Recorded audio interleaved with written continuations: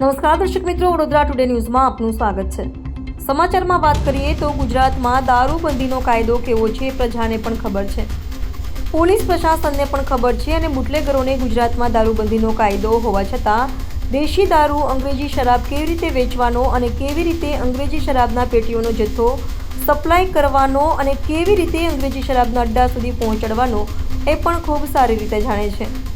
ત્યારે બુટલેગરો અંગ્રેજી શરાબના પેટીઓનો જથ્થો લાવવા માટે નવી તરકીબો કરે છે। ભૂતકાળમાં ગેરકાયદેસર રીતે અંગ્રેજી શરાબના જથ્થાને સપ્લાય કરવા માટે એલપીજી કન્ટેનર હોય, સિમેન્ટ કોન્ક્રીટનો મિક્સર મશીનનો કન્ટેનર હોય કે પછી શાકભાજીના આડમાં હોય, રેતીના ડમ્પરો હોય, ફોર વ્હીલ પિકઅપ વાહન હોય, થ્રી વ્હીલર ટેમ્પોમાં ગુપ્તચોરખાના બનાવીને બુટલેગરો અંગ્રેજી શરાબનો જથ્થો સગે વગે સપ્લાય કરવા માટે અને બુટલેગરોના અડ્ડા પર પહોંચાડવા માટે નવી તરકીબો કરી ચૂક્યા છે।